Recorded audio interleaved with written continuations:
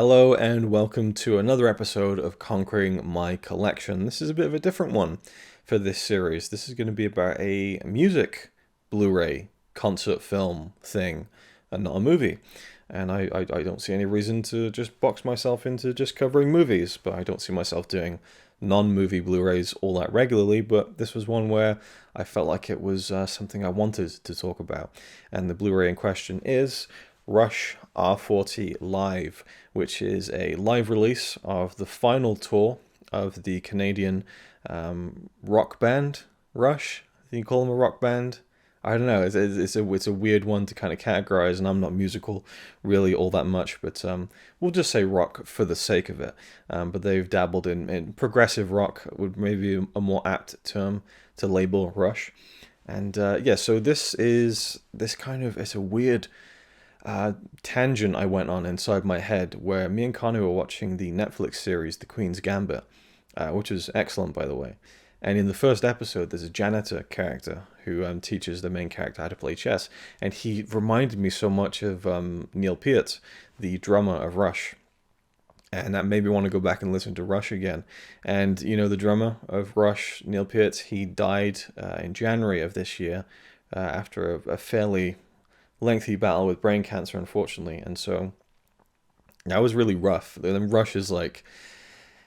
It's like I would say it's my favorite band next to Pink Floyd, and those two kind of like oscillate, I suppose. Like it's always in flux with those two, but I love Rush. I love the music. I love the guys in the band. I love the story. I just recently rewatched the documentary Beyond the Lighted Stage, which is on Netflix. I highly recommend it.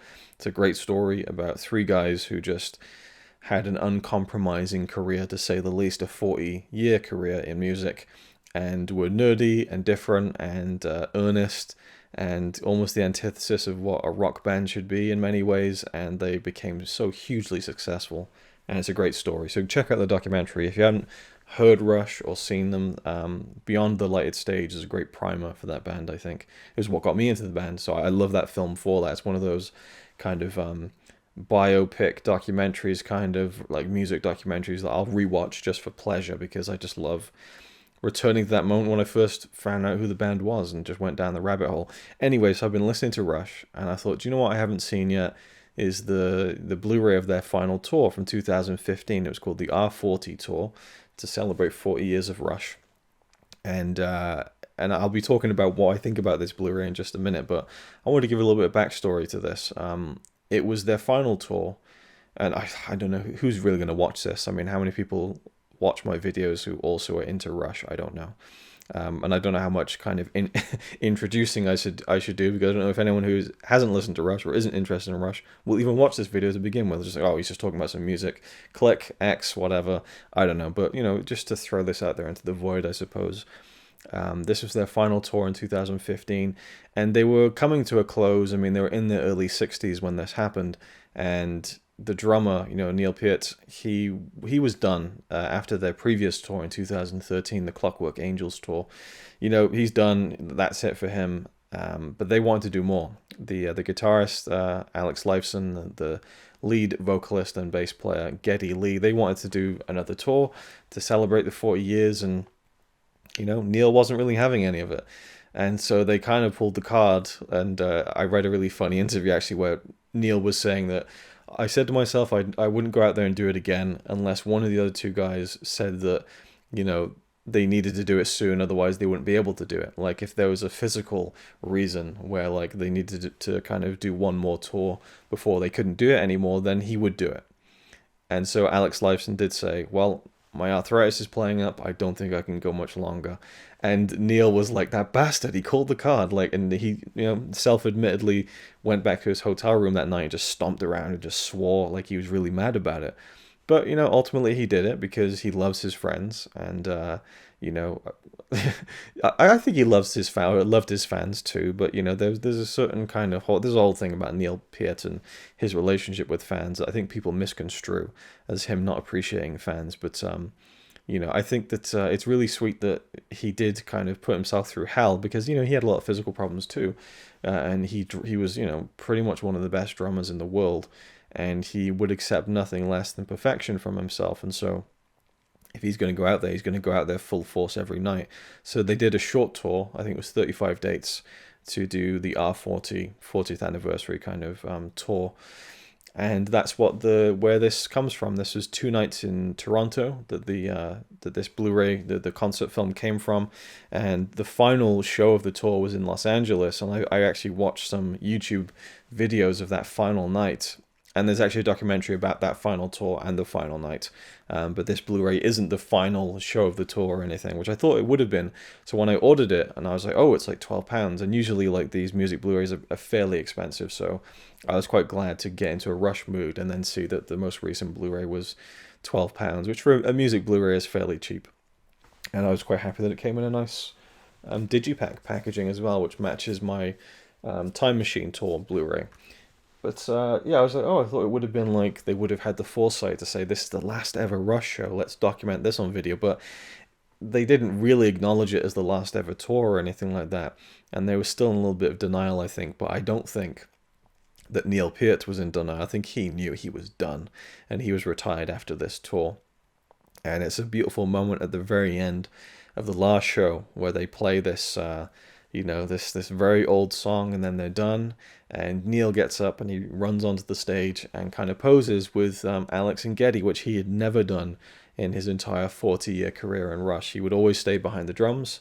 He saw the front of the stage as their territory, but he thought, okay, if there's any time to do it, it's now. So he comes out, they have the nice photo opportunity and everything, and it's like, it's strange to see a band that you are a huge fan of end.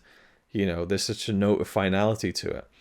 With Pink Floyd, it was a little bit different because I wasn't a fan of Pink Floyd when they were active and out there touring and stuff. With Rush, I got lucky in that I became a fan when they were still on their last few glory years, where they were still performing at such a high level. So I consider myself lucky that I got into Rush when I did, and I also feel weird that again there's that note of finality to it, and with Neil's death it's completely final. Like there is no more Rush. Like they will never do anything again as that band, and rightfully so. That band was the three of them. So yeah, it was just strange and surreal. And so then I ordered the Blu-ray, and I've spent the past few days watching it, and I've even rewatched quite a few of the performances. So the structure of this tour and this set for the concert film is that they start with their most recent music from the Clockwork Angels album, and they work back in reverse chronological order, and they go all the way back through the 2000s, the 90s, the 80s, and then finally down to the 70s. And at the very end, they play a couple of songs from their debut album from 1974, I believe, and then they play, like after all of that, at the very end, they play 16 bars of a song from before their first album that was never even recorded. So they real deep cuts on this, and I think Rush fans, like the super Rush fans, probably got a lot of enjoyment out of that little kind of almost nugget Easter egg thing at the very end of the show. But not just in the terms of what you're hearing going backwards in time, also the visuals very much match that. So we begin the stage show with all the stuff that you would see on the Clockwork Angels tour, I think, or at least the kind of the recent kind of tours where they would have certain set pieces on stage. Behind Geddy Lee, you got like a popcorn machine, like kind of steampunk aesthetic, kind of amps and things like that. And as the show goes on, you have these stagehands who come out and they're kind of disassembling the set, and they're replacing it with other pieces. And at one point, this big wall of Marshall amps just kind of gets bigger and bigger as the show goes on, and on Alex Lifeson's side. And then Geddy Lee's stuff gets replaced with washing machines, which he used like years before. And so you're seeing what fans would see on stage at various points of Rush's career. And by the time you get to the tail end of the second set, those amps get smaller and smaller, to kind of show that the band was getting smaller and smaller if you go backwards in time. And then right at the very end, they have this little, just before the encore starts, they have this kind of screen film with Eugene Levy, of all people, introducing this small Canadian band, Rush. The curtain comes up, and now they've got like a glittery disco ball, like literally in the arena, and the screen backdrop is like a high school gym from 1974, because they used to play in high schools. They used to do high school dance gigs all the time. That was how they first started kind of touring and gigging around, I suppose. And even to the point where the Marshall amps are now gone, and it's like a more generic amp that's placed on literally like a wooden school chair, like just propped up behind you. It's just, and it's obviously there for effect. It's not the actual amp that you're hearing the music from, but it was just such a cool concept, I think, and I really liked that kind of going back in time. The tour that I went to, the Time Machine tour, had a similar kind of feeling of going back into the past and stuff, but I like the strict reverse chronological style of it. And so I'll just kind of look at the back here and jog my memory on some of the songs. So we started with The Anarchist and Headlong Flight from Clockwork Angels. I like these songs quite a bit. I also really like Caravan from Clockwork Angels, which they played when I saw them live before the album had come out, which is kind of cool. But they don't do The Garden, which to me is one of my favorite Rush songs, is The Garden, and that's the final song on the final album. But I can see why they didn't play that on this tour, because it's a song that feels like it has a note of finality to it. It's like this, you've reached the end of this massive creative journey with the band, I think, and that song is so much about looking back in your life and the things that really mean the most to you. And I think opening the show with that maybe doesn't quite fit with the kind of the pacing of everything. So I guess I can see why they didn't do that one. Then we go back to Snakes and Arrows from 2007 with Far Cry, which is a fucking awesome song. The Main Monkey Business, which is an instrumental. How It Is, I think, was on Test for Echo. Not Test for Echo, Vapor Trails. I'm not as knowledgeable of that kind of mid-period after pretty much like Signals, I think. I'm certainly no Rush expert, even though it's one of my favorite bands. But that's kind of a cool thing that I like, that there's still more for me to discover. I've actually today been listening to Power Windows, which I've never really done, and I'm really enjoying it. It kind of, I love the kind of synthy 80s-ness to it. Anyway, there's a whole other video. Animate, which I love. Animate is a fucking awesome song. I saw that live as well, along with Roll the Bones. So you get you get a lot of the touchstone kind of songs throughout their kind of the certain albums and periods of their career. Between the Wheels, which I'm struggling to remember now, but I remember really liking it, but I wasn't familiar with it, if that makes sense. Losing It, with Ben Mink, who comes out and plays the violin, which kind of stressed me out because the thing he uses against the violin just starts fraying like more and more throughout the whole song. It looks like it's going to snap in half. That was really cool. I like that. And then they end the first set with Subdivisions, which is another phenomenal song. Then set 2 is just like, holy fuck. Like this is where the big guns come out. Like, this 3-song run at the beginning, and I love the screen film that opened up set 2, which is like a compilation of outtakes from the many concert skits, skit films that they made for many tours. And then it ends with the South Park skit of them playing Rush, and it transitions into the actual band playing Tom Sawyer, which I think they've done before as well. So set 2 opens with Tom Sawyer leading right into YYZ, and then bang into The Spirit of Radio, like 3 of their most popular and I think greatest songs. It's just like, it's kind of mind-blowing, that kind of the 1, 2, 3 punch. And then they do a couple of things from Permanent Waves, well, including Spirit of Radio, Natural Science and Jacob's Ladder, kind of longer pieces that I don't think they did as much in recent tours. And I really enjoyed listening to those, and obviously watching it as well, but just yeah, it was just a bit of a, what's the word? Just throwing something out of left field, kind of. Yeah, I mean, they are kind of popular songs, I suppose, but it's just not the kind of YYZ, Tom Sawyer, Spirit Radio. They're like, they have to play those songs, But Natural Science, Jacob's Ladder, they're not as popular, and I like that they threw those in there. Then we have something that's very close to my heart, I would guess, no pun intended, and that's Hemispheres Prelude. So they play like the first 5 minutes of Cygnus X1 Book 2 Hemispheres, which is like a 20-minute track from their album Hemispheres. And I have been a huge fan of that Hemispheres album since I became a Rush fan, but mainly for the songs The Trees and La Villa Strangiato, which is probably my favorite Rush song, maybe, I think, that last one. But I was never really a fan of Circumstance, and I could never get into Hemispheres. So it was like this weird thing where like this album has 2 of my favorite Rush songs, but the rest I don't care for. I started listening to the album again and again last year, and I fell in love with Hemispheres. I love it. It's one of my favorite Rush songs, and it's this long, epic. There's so many like sections to it, and I kept looking for them playing it live. They never really played it live that much for the most part, except for when the album came out in the late 70s. So it was really cool to see that. They obviously didn't play the whole thing, but they did the opening sections. That was really cool. They kind of changed the tuning, I think, or something, because Geddy couldn't really sing as high as that.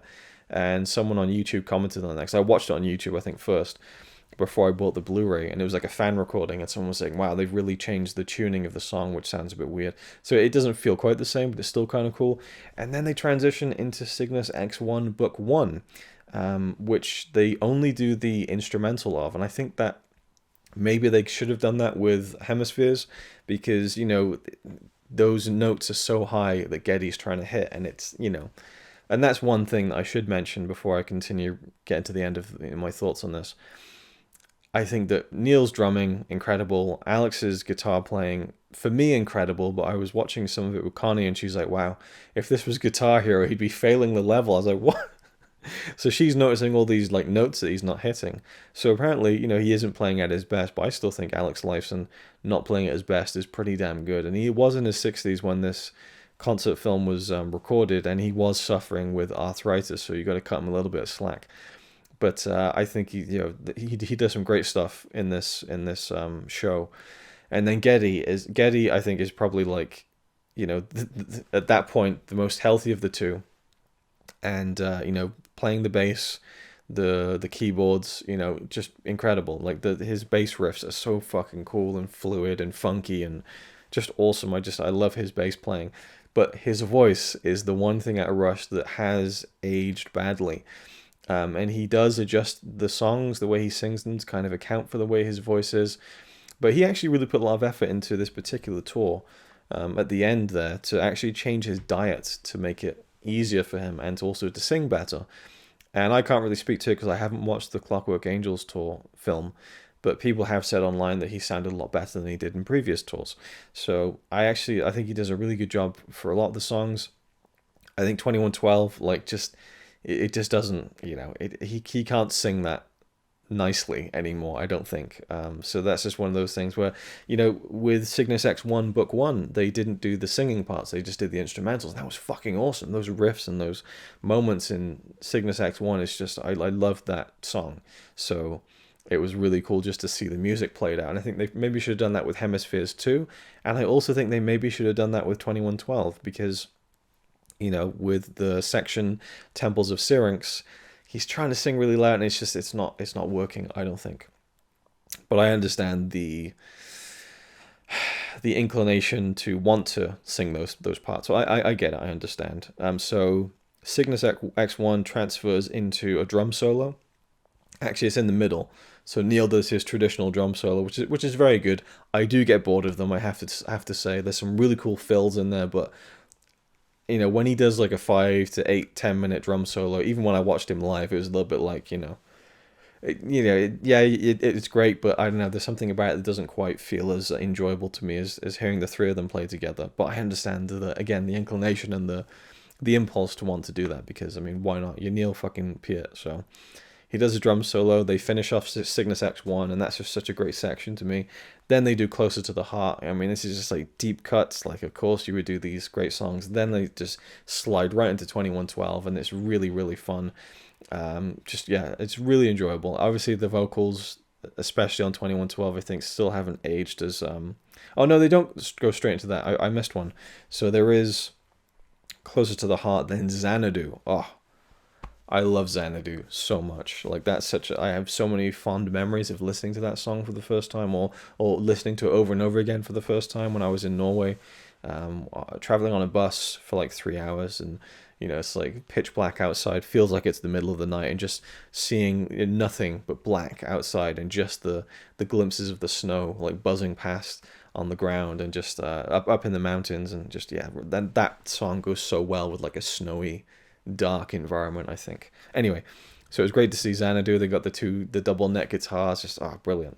Then they do 2112, and that's the end of the... It's always weird when bands do this, where they're just like, okay, thank you for coming out, good night, yeah, we're leaving, and then they come back again, do another 20 minutes. But I guess it's just one of those things that's kind of generally accepted and expected. So the Encore is a mix of Lakeside Park and Anthem, which is a pretty cool mix, and then finally What You're Doing and Working Man. I absolutely love their later career version of Working Man. I just think it's so fucking cool. And that's actually a version, yeah, I don't know, because I say with 2112 it's too high for him to sing anymore. But Working Man, I mean, he really sung high on that on the original record. So, but he's found a way. He's found a way to make it work. I really like his singing on Working Man. I would say these days, but he doesn't do it anymore. But towards the end, I really did like the way he sung Working Man, and of course they're playing just brilliantly together. Such a great sound that comes from that band, I swear. And then the final kind of moment is that 16 bars of what's the song called? Garden Road, I think. So they don't do any of the vocals for it, but just the riff. Da, da, da, da, da, da, and then that's it, and then it's over. And it's just it's a really nice touch. Overall, I think some of the production was really cool. They have these cameras on wires that kind of zip back and forth across the audience, and sometimes they do it really quickly, almost where it feels unnatural, like you're not supposed to be seeing something in that kind of speed. And I was like, oh, that's a bit jarring, but it's kind of cool, and I hope they don't overuse it. And I think through Spirit of Radio, they used it a lot, but it was really sparingly throughout the whole show. And I really appreciate that because they had a gimmick setup with the camera zipping across, and it was like a panoramic kind of spinning thing. But they only used it a few times, and that was a really good thing. I was a little bit annoyed with Tom Sawyer with the part where Neil does the 3 drum fills or whatever you call them. And the drum rolls, I suppose. Again, I'm not a musical person. So he does the drum rolls, and obviously there's like a top-down camera view of him doing all of the drums. It's like really cool. And then for the next 2 drum rolls, you just see a guy in the crowd going like... And it's like, I don't want to see some fucking idiot in the crowd pretending to drum along. Like, you've got 3 hours of this concert film to show me any other moment of some idiot in the crowd going... But you choose the moment, it's like the famous Tom Sawyer drum roll, where I don't know, I thought that was a bit of a poor editing choice. But apart from that, I thought that it was really well put together. And yeah, it was nice to see and finally watch it and see their last hurrah. And to see them having fun now and then. I'd heard stories that people said that Alex Lifeson seemed a bit grumpy on this tour because of the pain he was going through. And he did say that he had good nights and bad nights. Neil Peart, he got a foot infection on the tour, and so I think at one point he said that it was like he was walking on stumps because he's using his feet 3 hours a night, and he was just like killing himself. So there was one moment towards the beginning, I forget which song it was, where Neil does this big drum thing, and it's like a close-up of him from the side of the drum set, and he just kind of he gets a pause in the song, so he does the drum da-da-da-dum, and then he just kind of leans forward, he just hunches forward, and you can just tell he's so tired already, and you can just see in his face, it's like, fuck, I got another 3 hours of this, so you feel bad for him, but at the same time, you respect how much effort he put into that, and not accepting anything less but the best from himself as his last, few performances as a drummer, as a musician, something he'd spent his whole life doing. And all those wonderful words that he wrote for all the lyrics of most of their songs. So he feels like such a big part of the band. They're all big parts of the band, but with Neil, it feels a bit more personal. So it was really, it was really shit when I heard that he had died, and that it was such a, you get this thing where he spent 40 years, becoming the best at something, like the fucking best. And then he's in his 60s, he's had a rough life. Like, he lost his daughter. Within a year, he then lost his wife. He was completely lost and left the band for 5 years. I think it was 5 years, something to that effect. And then he found his life again, and he remarried, had another daughter. I think he had another daughter. And, then he's like, okay, I want to retire now and enjoy my last years, relaxing and doing other things. I don't know what he really planned, and I'm sure that Neil the man would be mortified that someone would be talking about his personal life like this, because that's kind of the person that he was. Very much didn't like that kind of attention, but it's the kind of thing that we think about when we think about bands that we love, movies that we love, actors that we love, directors that we love. We think about their personal life and how that connects to everything else. And with this, I can't help but feel like it was so cruel that he wanted to retire. He did one more tour for this, kind of for the sake of the other guys, and put his absolute best into it. Just killed himself physically doing it. And then within a year or two, I think it was, after retiring, he gets diagnosed with brain cancer and fights that, you know, until the end. And it's just like, such a shame, you know.